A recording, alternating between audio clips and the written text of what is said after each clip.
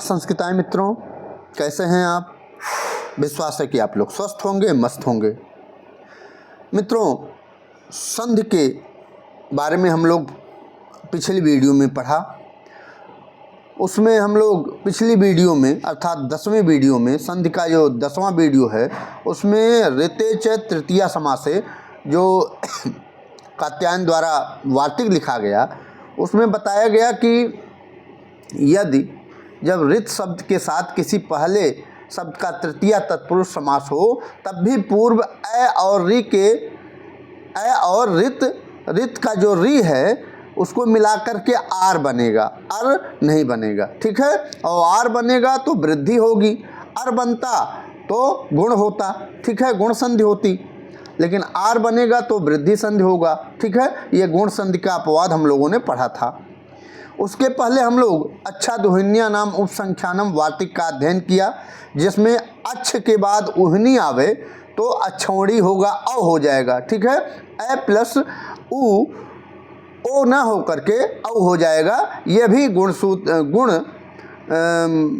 गुण संधि का अपवाद था। ठीक है, इसके पहले भी कई वार्तिक का हम लोग अध्ययन कर चुके हैं। आज हम लोग जो आप देख रहे हैं इस स्लाइड में, इसके बारे में हम लोग अध्ययन करेंगे। तो आइए देखते हैं।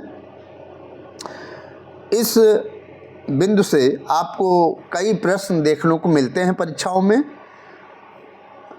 तो आइए शुरू करते हैं। यह वार्तिक कहता है कि प्रवत्सतर कंबल वसनाणम दशानाम ऋणे। यह वार्तिक में कात्यायन महोदय कहते हैं कि प्रवत्सतर कंबल वसन ऋण और 10, इन 6 शब्दों के बाद, अर्थात ये 6 शब्द कहाँ पर होने चाहिए? पूर्व में होने चाहिए। ठीक है, पहले होने चाहिए। ये 6 शब्द चाहे पहले होने चाहिए, चाहे वत्सतर पहले होना चाहिए, या कंबल होना चाहिए, या बसन होना चाहिए, या ऋण होना चाहिए, या 10 होना चाहिए। ठीक है, ये उन्होंने बांध दिया। ठीक है, ये 6 शब्दों से बांध दिया कि ये अगर पूर्व में हो और उसके बाद यदि ऋण शब्द आवे, पर में यदि ऋण शब्द आए तो पूर्व और पर दोनों के स्थान पर गुण संधि ना हो करके वृद्धि बाण हो जाता है। गुण बाण ना हो करके क्या हो जाता है? वृद्धि बाण। और वृद्धि में आप जानते हैं बड़ा आ और आई और औ, ये वृद्धि होते हैं। ठीक है, तो यहाँ उदाहरण दिया। यहाँ जो अपने वार्तिक में कात्यायन महोदय ने बताया कि प्रय आना चाहिए, तो प्रय आया, प्लस क्या आया? ऋणम आया। यहाँ ऋण शब्द आना चाहिए, प्रय के बाद ऋण शब्द आना चाहिए। तो प्रय धन ऋणम, एक मिनट,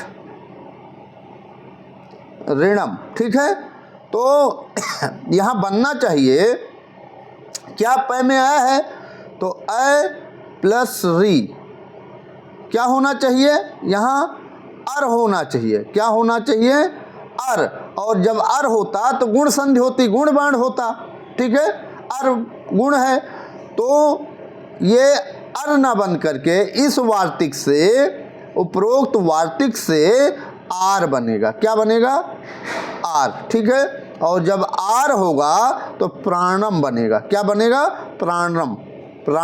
ठीक, प्राणम मतलब होता है अधिक ऋण, अधिक ऋण। ठीक है, यहाँ भी दिया है प्रय, आर लगा और ऋणम यहाँ से जोड़ा गया तो प्राणम बन गया। ठीक है, दूसरा उदाहरण हम लोग देखते हैं। यहाँ वत्सतर प्लस ऋणम, तो वत्सतर में भी अंतिम वर्ण क्या है? अ है। क्या है? अ है। और ऋणम का पहला वर्ण क्या है? री है। ठीक है, तो इसमें भी गुण संधि ना हो करके आर हुआ है। तो आर क्या है? वृद्धि है। तो वस्त्राणम बना। ठीक है, ये बछड़े के लिए, इसका अर्थ क्या होता है? बछड़े के लिए। ठीक है, फिर आया यहाँ तीसरा उदाहरण कात्यायन महोदय ने दिया कि कंबल धन ऋणम, तो क्या बना कंबलाणम, ठीक है, कंबल के लिए ऋण, ठीक है। अगर कंबल में जो अ है अंतिम वर्ण क्या है, कंबल में अंतिम वर्ण अ है और ऋणम तो री पहला वर्ण, ऋणम का पहला वर्ण री है, तो अगर अर बनता तो क्या बनता वसनाणम, क्या बन जाता वसनाणम बन जाता, जो संस्कृत में ऐसा कोई शब्द नहीं है इसका, यह क्या हो जाता गलत हो जाता। तो इसी के लिए सूत्र कात्यायन महोदय को क्या लिखना पड़ा आपको यह वार्तिक लिखना पड़ा, ठीक है। तो क्या हो गया कंबल धन ऋणम कंबलाणम हो गया और वसन धन ऋणम वसनाणम बन गया, ठीक है। वस्त्र के लिए ऋण, वस्त्र के लिए ऋण, फिर ऋण धन ऋणम, यहाँ ऋण धन ऋणम दे देगा आपके सामने परीक्षाओं में और पूछेगा कौन सी संधि है, तो री धन री में आप क्या लगा देंगे, अका सवर्ण दीर्घ लगा देंगे, गुण लगा देंगे, ठीक है। तो यह ना होकर के यह दीर्घ हुआ है, ठीक, सॉरी वृद्धि हुई है, ठीक है। ऋणाणम, ऋणाणम बन जाएगा, ठीक है। ऋण चुकाने के लिए ऋण, ठीक है। ऋण धन ऋणम ऋणाणम बन गया, ठीक है। फिर है छठा जो उन्होंने उदाहरण दिया कात्यायन महोदय ने कि 10 धन ऋणम, 10 धन ऋणम तो क्या बना दशाणम, दशाणम, ठीक है। 10 प्रकार के जल वाला देश, 10 प्रकार के जल वाला देश, इसका अर्थ दशाणम हुआ, ठीक है। तो ये वार्तिक परीक्षाओं की दृष्टि से भी बहुत महत्वपूर्ण है कि किसी अगर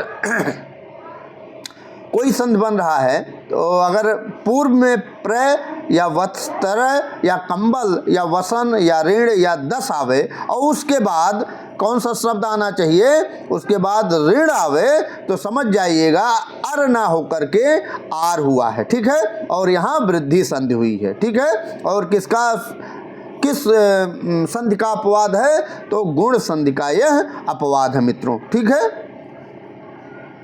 तो अगर आपको यह वीडियो पसंद आई हो तो आप लोग इस चैनल को लाइक और सब्सक्राइब जरूर करिएगा और उसको इस वीडियो को उन विद्यार्थियों तक भेजिएगा, क्योंकि यह वार्तिक जो 4-6 वार्तिक है यह परीक्षाओं की दृष्टि से बहुत महत्वपूर्ण है। आप भी अनुमान लगा रहे होंगे कि ऐसे दे देगा, ऐसे विद्यार्थियों को कंफ्यूज हो जाएंगे। अगर जो बच्चे मान लीजिए पढ़े हैं और बहुत देर तक नहीं पढ़ पाए हैं संधि, तो यह गुमराह हो जाएंगे और गलत संधि लगा करके चले आएंगे परीक्षाओं में, ठीक है।